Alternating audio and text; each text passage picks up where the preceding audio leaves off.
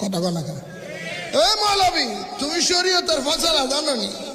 শরীয়তের ফয়সালা জানো নি? নিজেরে ভাইরাল করার লেগে খালেদা জিয়ার লাশ কান্দে লইয়া আমাদের মুফাসসিরে কোরআন বিদেশের থেকে আইয়া প্রধানমন্ত্রীর লাশ কান্দে লইয়া আনছি। তুমি কি একবার প্রধানমন্ত্রীর লাশ কান্দে লইয়া তুমি কি মক্কা মদিনা জয় করে এলাইছো নাকি? আরে গতবার বলতিছে যে আজারে নাকি ভাইরাল হওয়ার জন্য খালেদা জিয়ার খাটুনি ধরছে, এ লুচ্ছে। জোরে কর নাউজুবিল্লাহ। আজকে দেখলাম বাংলাদেশের এক ভণ্ড বক্তা, যার নাম হলো নূরিয়ে বাংলা, অনেকে বলে বুলডোজার।